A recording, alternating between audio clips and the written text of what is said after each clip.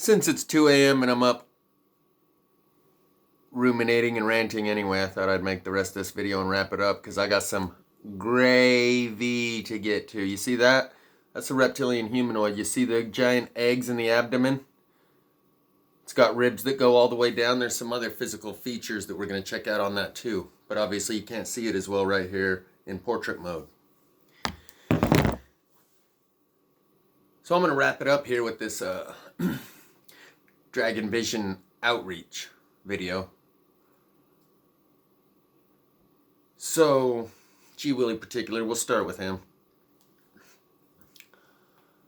Because that's kind of who this was for. He seems to be out there on the edge, but then again, I've never heard either of the others speak. My Skies 5D seems to have integrated his experience pretty well. Though he's a chucklehead, kind of like Paul Romano from Pockets of the Future. Every other word, it gets a little bit much. He's happy. But G. Willie, I had never seen him. I'd only heard him speak on his videos. And for some reason I pictured him looking a bit more like Ned Flanders than a rough and tumble biker gang kind of looking dude.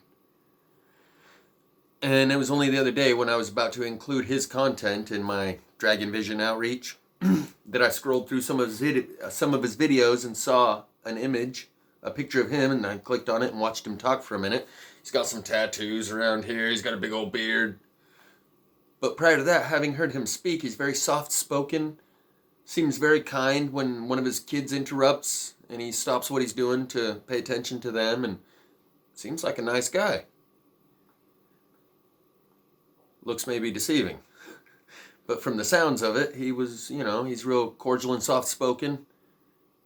Anyway, when I was scrolling through his videos, I come upon one of them. He's talking about how I got this video where it changes from a spider to a fly to a bird, but I don't want to upload it on this channel for everyone to see. I just want to get this little side channel just for us to be able to see, not for the trolls to be able to comment on. Because these people, they want to tell me my life, they want to tell me my life story, I guess, were his words. These people in the comment section that want to tell you those are just bugs. I guess they want to tell me my life story. Well, by filtering everything you see and experience through the Bible, you're letting someone tell you your life story and interpret your experience for you. And everybody does that.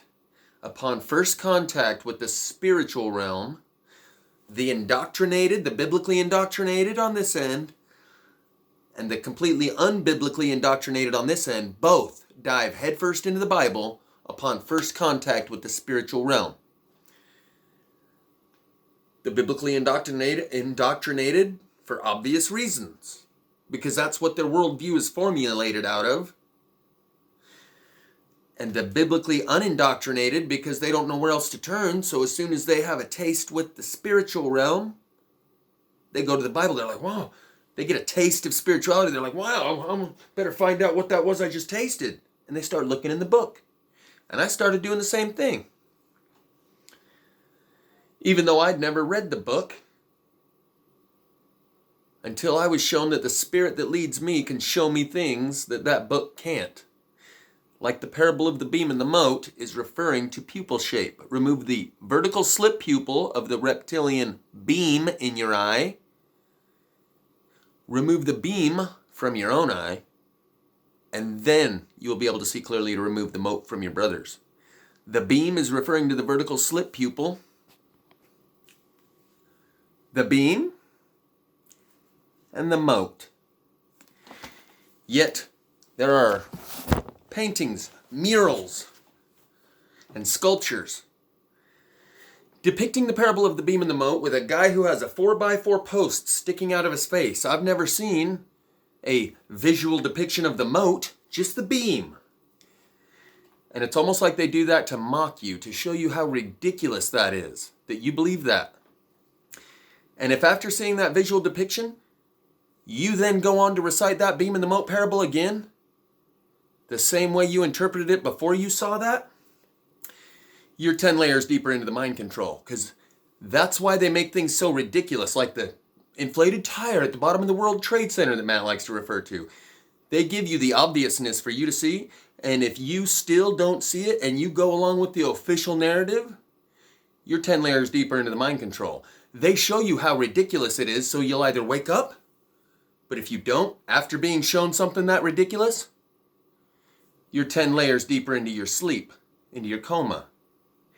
And people that recognize that the church is corrupt, but still want to refer to the Bible, are like people who find out the earth is flat, but then still believe NASA, or still want to rely on their astrophysics degree. But all that physics is what led us, that whole scientific community is now discredited. Yeah, but I got this degree and that's what I've studied. No, this part's still good. That's the programming manual of the institution and the organization that you now know is corrupt, but you're still going to hang on to the programming manual that they gave you that brought this world to what it is. It was either complicit in bringing this world into existence, or it was powerless to stop it. Either way, it's unfit. And the average Christian, no, it wasn't supposed to stop it. It was supposed to create a world full of shit like we're in right now. So, soft-minded people who want to take a hardline stance on things they don't understand flock to G. Willie's comment section because it makes them feel smart by comparison. It makes them feel sane by comparison. So they run over there and pat him on the head and say, yes, G. Willie. And all he has to do is say, Jesus, Jesus. And no matter what he puts out, says, or shows, how ridiculous or bizarre or off the wall or unbelievable it is, add Jesus, Jesus, and watch these people come heap praise and reverence upon you. Oh, you got the eyes to see. You've got the spirit. Everyone else is spiritually blind, Willie. Don't let them tell you nothing. They're doing that to make themselves feel better. They're not doing that as a friend. They're doing him a disservice. He's doing himself a disservice by isolating and insulating himself within that echo chamber of people who reinforce his delusion. Take it from someone who sounded just as insane, as Willie still does, but who has since regained the ability to speak coherently in such a way that I can be received by the general public and understood. And they can relate to the things I say. And I tried to tell Willie, you probably ought to find one of those, any one of them. Just figure out one that could be just a bug. And retract your hardline stance. Soft-minded people that want to take a hardline stance on things they don't understand. And maybe that one was just a bug. Or maybe that one was just a bird. You figure it out. You pick which one of those videos that you think might not have been as supernatural of a experience, and it might have just been a bug or a bird. And I suggest you start a new channel so you're not surrounded by those people that want to... He went off on a rant video. I'll include the link in the description. You can watch, you can see the comment that I left him and the response that it got. The response that it got was, oh, so you want him to tell your truth. You want him to believe your truth. Those kind of people are not looking out for you. They're trying to make themselves feel better, and they're doing it at your expense. They think that makes them a good person to be polite and make you feel good. They're treating you like a retard. Like a 2-year-old who doesn't know any better. Well, don't tell him. He just doesn't know better. Don't tell him that's not a bird. That's rude.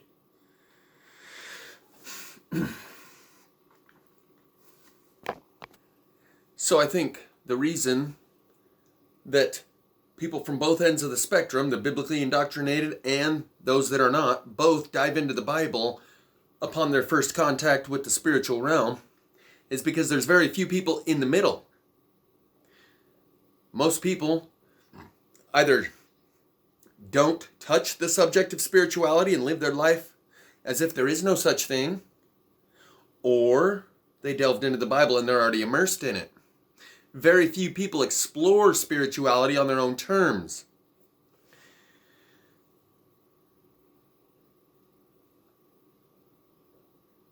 And as soon as I came in contact with the spiritual realm to the degree that I did, though I had explored on my own terms throughout my whole life, and I never delved into the Bible and immersed myself in it, I just heard all the one-liner cliches that everyone else has heard, I started filtering a lot of my experience through that Bible and interpreting it as such. Reasonably so, since my spiritual awakening began with a prayer to Jesus Christ. Thereafter, I was shown things that lead me to trust in the Spirit that guides me, not that book. And by filtering all of your experiences through that book, you are allowing someone else to tell you your life story. Becoming the author of our own authority is part of what this process is all about.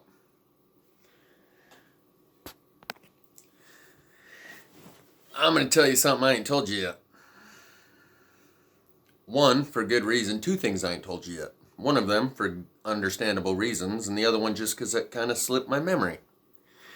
But when I was in the throes of my experience, going to Independence, seeing things in the dirt, in the carpet, in the plaster on the walls, in the trees, in the sky.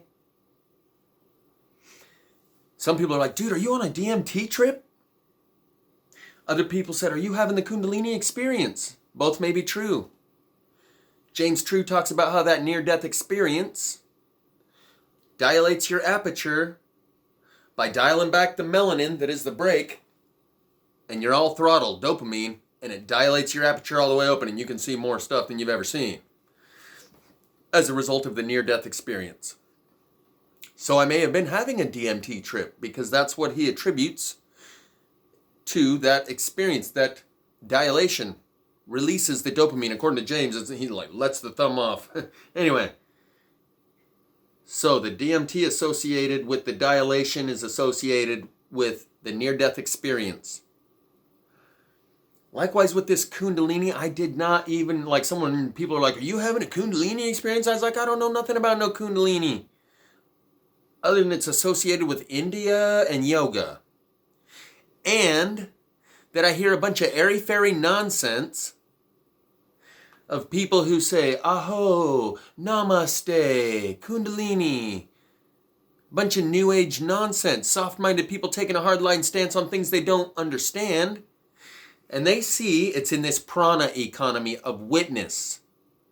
They see this person over here has had what they're calling a Kundalini experience. And the story that they're telling is captivating the attention of these people. And they're paying a lot of attention to this guy telling his story about the Kundalini experience. And none of these people can confirm or deny or validate or invalidate. You can't disprove what he's saying. So they're like, hey, yeah, me too. Yeah. Snakes spiraling up my spine and all that shit. Passing by 33 identified one of these people the other day, and I can tell you that's the case. Told you I had this ability for a long time to be able to tell if the vibration coming from here matches the words coming from here. And about 85% of the time, if these are a mismatch, they're lying. The other 15% of the time, maybe you're talking to them about one subject, but they're still remembering that argument they had with their wife before they left, or the thing they're going to have to do when they get home while they're talking to you about this subject. Their heart is focused on something else. So the words coming out of their mouth are not matching the vibratory frequency coming from here. Sometimes there's a mismatch, and it doesn't mean they're lying. But about 85% of the time it does. And I've told you before how I developed this ability because I grew up with a habitual liar, and I was with him 20 times a day when he would tell a lie, and 20 times a day when he would tell the truth. This was long before I ever developed the ability to discern between the two. By the way, discernment, not all that glitters is gold, and not all that comes into your field of view after you've got eyes to see is a supernatural experience. Discernment. And so at the age I was, I knew he was lying when he would tell the boss, oh, we've been here 30 minutes and we pulled up 5 minutes ago. I knew he was lying because I was right there when we pulled up 5 minutes ago. At other times, I knew he was telling the truth because I was right there, and I started to pick up on the differences subtle body language, tone of voice, whatever you want to call it, but it's more of an emotional vibratory output. And because I was now living with a habitual liar who lied 40 times a day, I needed to have a way to be able to discern truth from fiction. And somehow I tuned into the subtle differences between the way he is when he's telling a lie, and I know it, and the way he is when he's telling the truth, and I know it. And I picked up on these subtle differences, and over time, I was able to practice on my sisters, because there's no consequence to calling them a liar. But later on in life, they looked back and told me, yeah, we could lie to mom and dad all day long. We could never slip one past you. And it was about then that I realized I do have some sort of weird ability to tell when people are lying, but I can't use it in conversation. I can't use it to justify a decision I've made, or because other people don't have that ability, they assume I don't either, or that I'm just jumping to conclusions and making assumptions. We project our own experiences onto the rest of the world. If I've never seen a Sasquatch, then neither have you, and they're not real. If I can't tell when someone's lying based on their emotional vibratory output, then neither can you, and you're just making assumptions. So I can't use it as a valid argument within conversation and interaction with other people, but I use it all day, every day. And Passing By 33 titled his video Fake Snakes, referring to a guy who was doing exactly what I just said, and what he says. He's taking a piece of this guy's story and a piece of that guy's story and that guy's story and mixing them, mashing them all together and relaying it as if it's his own experience. And I can tell he doesn't mean it. It's not genuine. It's not authentic. He doesn't feel it. Having said that, I'm about to tell you a couple things. So when I was on my way out to Missouri, some people mentioned this Kundalini thing, and I'm like, I don't know nothing about no Kundalini. And part of the reason I never looked into it is because there's so much airy-fairy nonsense revolving around it. It's going to be a black hole of New Age nonsense. Speaking of Kundalini, John X. Army probably shouldn't have let someone else define his experience for him and listen to so much Sadhguru, and should have just discerned his own path. You saw what happened to him. When I went to Missouri, he was the only other one who had had even a similar experience to mine. Except his was drug-induced with a bunch of mushrooms. But when he was talking about how he's seeing these dragons rise out of the Libyan desert glass that he buys a piece of from wherever, where'd you get this idea of Libyan desert glass, John? Not from the spirit, from somewhere else. Where'd you get all these other ideas? And he started to filter all of his own experiences through Sadhguru, through Kundalini experts. So I wanted nothing to do with all of this Kundalini stuff. I was having my own experience, thanks. But people see something they don't recognize, and they put a label on it of the closest thing to it that they do recognize. They're like, oh, you must be having the Kundalini experiences. Oh, you must be possessed by Satan because you got the devil going through you. Yeah.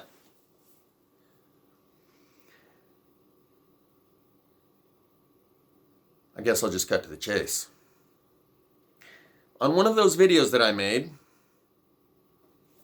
another video. One of those talking videos that I made with the camera's just sitting there on the dash and I'm just sitting here talking. The next day I make another video referring to the video that I made last night. And I tell you, you turn that camera sideways if you need to, and you look and you see if you can see what there is to see. When I went back and watched that video, turn the camera sideways or not, I still can't see what it was I saw the first time. But when I was making that video, I'm going to do it this way. Snakes, their eyes blink like this, I believe. Maybe I'm wrong. Maybe they blink just like ours.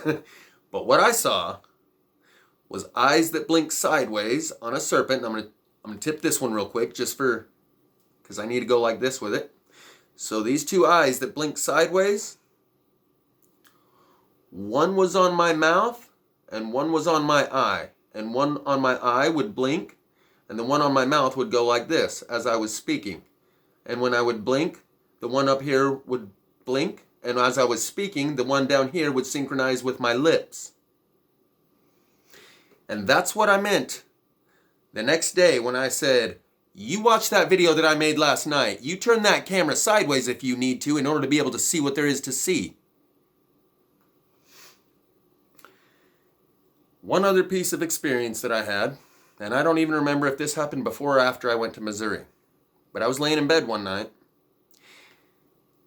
and it felt like a stun gun at the base of the spine. Paralyzing. Not like when you get hit and it's convulsions, like tensing your muscles up, like when they hit you with a stun gun and the guy's sitting there going like this. But it did make my whole body clench like this. It was for about 5 seconds, I would guess. And as soon as it happened, I was like, okay, let's go. As if I was being grabbed right by the base of the spine, and I was either about to be alien abducted up out through the roof, or maybe they had just sat me back down in my bed. And I don't remember if I was just barely falling asleep, or if maybe I'd been sleeping a while and I was coming out of it, but as soon as it happened, it was like I was aware instantly. I was conscious, like I was fully awake as soon as that kicked in. It's like I was fully aware. Oh, okay, let's go. And like as if it was time to go, and I was just saying, okay, let's go. I'm ready. And it lasted about 3 to 5 seconds, and I went back to sleep. Because all the shit that I've been through, I rolled over and went back to sleep after that. But it was unlike anything I'd ever felt before. I know it didn't feel like 2 twin snakes twirling up my spine or any of that shit.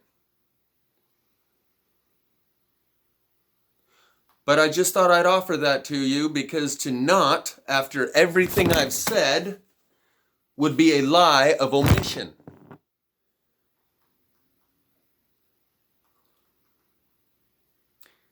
It's conceivable that the Kundalini experience is something like what I had, and if that is the case, then that means you don't have to know anything about it in order to have that experience.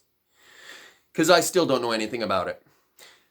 Just like Mia's new pair of glasses, and Brian Austin Lambert 33, and Jay Dreamer Z, I don't watch their material in order to not color my own experience with the things I've read or heard or seen them show.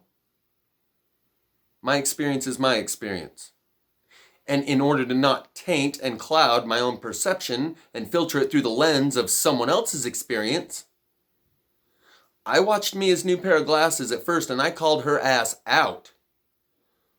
Kind of feel bad about it since, because she's the only one talking about plasma at all.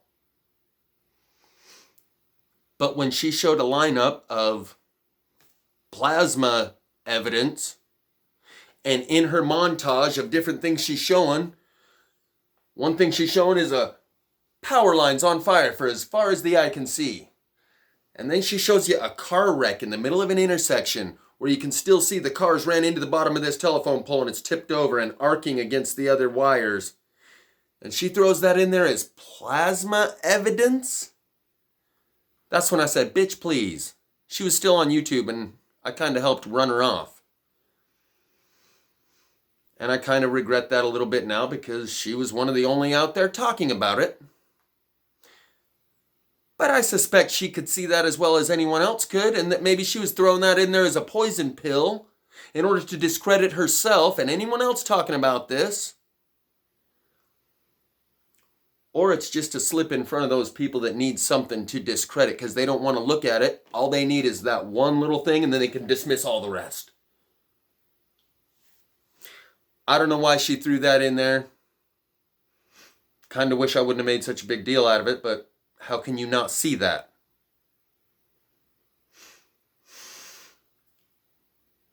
I guess I kind of changed subjects there, and maybe that's because the other subject's a bit awkward. That proves you're possessed by Satan. That proves the fucking serpent speaking through you. You're free to go.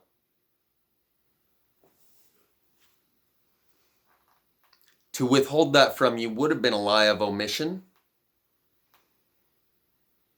Truth is, I compartmentalized this one, and I just kind of forgot about the thing that happened laying in my bed one night. Because literally I rolled back over and went to sleep. As soon as I was clenched up and said, oh, okay, let's go. Let's go. And then it released.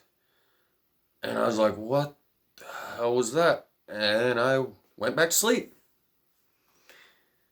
It was such a bizarre experience that at any other time in my life, I think I would have probably gotten up and not been able to go back to sleep. But with all I've been through, it was just like, okay, I guess we're not going. But it felt like a stun gun right at the base of the spine, like a pinched nerve. But not like the kind of pinched nerve that's like, oh, I can't. We've all had a pinched nerve. It was like the kind of pinched nerve that I can only imagine what it would feel like to get hit with a stun gun. I've never been hit with a stun gun or taser. But the best description that I can give it is that it is what I would imagine a taser feels like, or a stun gun, a taser, when one of those prods hits you right in the bottom of the spine. It didn't feel magical and mystical. I didn't astral transport. I didn't see sparks flying around. It was exactly what I just said, and only that. But that, combined with what else I just told you, combined with everything else that's gone on, there's a chance that my experiences do fall within this category of description that people use to describe this experience that they call the Kundalini. Besides that, I don't know nothing about no Kundalini. And I'm not going to look into it and try and interpret my experience through someone else's description of what they experienced. I'm just going to keep having my experience because I'm good to go. And this spirit has shown me that I don't need to filter my experience through the Bible or through any other text. The Bible, that's all about last time that God came. God's here again. The current Bible is being written right now. Does that make sense to keep looking to the last time he was here and what other people said they experienced and all the books that have been taken out of it and all the changes that have been made to it? That thing is a programming manual designed to get you to respond in a prescribed way. And when I was shown enough things, the things I said, like Satan and Jesus were brothers, right, Mommy? It's like a 5-year-old question. Satan and Jesus were brothers, right, Mom? Does that mean Jesus is a serpent too? Oh, no. Well, they were brothers, but not in that sense. You know, they're just both God's children. Oh, so they were brothers like I'm the brother of that elephant or this cat or that dog? If they were brothers, in the traditional sense of the word, and you don't have to perform mental gymnastics to get around this, then that means they were both serpents. And what does that make God, and what does that make the rest of his children? But this is pretty simple math that people don't even do.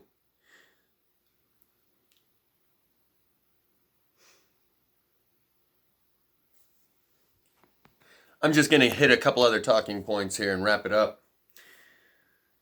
A, that there is no truth, consequence, and morality go hand in hand. Without consequence, there's no such thing as truth or morality. Consequence is about to kick in. Delayed reaction. But soon, instant karma is going to get you. And we manifest the consequences of our actions much more rapidly.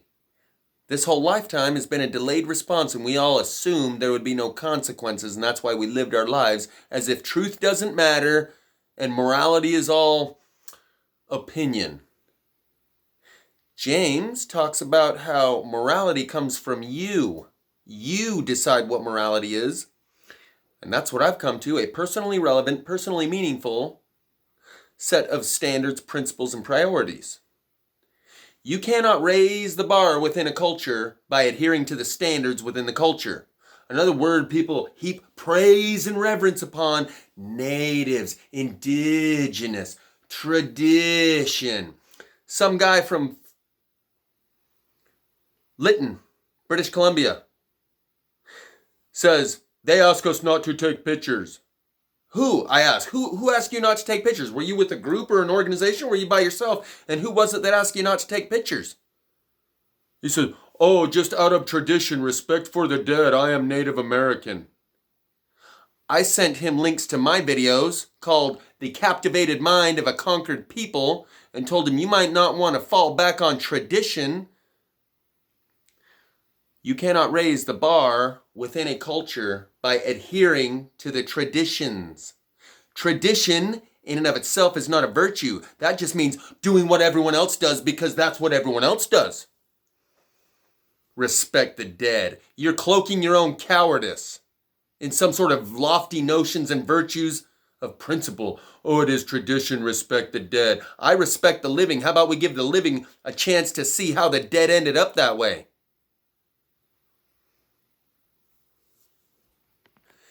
There's a reason that there is a town called Truth or Consequences, New Mexico. Don't just skip on by that. Swirl that around in your brain bucket a little bit. Why is there a town called Truth or Consequences, New Mexico? Anybody? I only got like 2 minutes left, so I'm going to just tell you a little bit about my thoughts about how the reconnecting of the right brain is part of this spiritual elevation that is associated with divine feminine, because right brain is also associated with the heart. You can almost interchange those two words. The heart, the spirit, emotion, intuition, creativity, that's all associated with the right brain or the heart. That's also spirituality. That's also the feminine side. Neurons that fire together wire together. Neurons that no longer fire together no longer wire together. Women have 3 times as many connections between the two hemispheres as men do. But we live in a left brain dominated society. And as the song by Tool says, overthinking, overanalyzing separates the body from the mind, withering my intuition, urging me across the line, feed my will to feel this moment. It's all about feeling the body. So, even a woman who lives in our society, those neurons no longer fire together, so they no longer wire together because our society is based around left brain, masculine analytics that takes emotion, intuition, empathy, compassion, and throws them all out the window. In our society, it's all about the left brain. So even if someone has 10 times the connections between the two hemispheres, they live in a society that gets them to only fire these neurons and not those. Neurons that no longer fire together, no longer wire together. Both is true. Neurons that continuously fire together eventually develop a hard wire, neurofiber. Neurons that no longer fire together because you've been raised in a society that does not promote that type of thinking, that promotes left brain analytical thinking and disassociates the body from the mind, the right from the left, the mind from the heart. This is a remerging of the two. And that's why they call it this divine feminine. You might just call it the divine right brain or the divine heart awakening. So it's a reintegration of the different parts of you. The two yous get to come back together again and become one. Reintegrating the body and the mind that's been separated by the society we live in.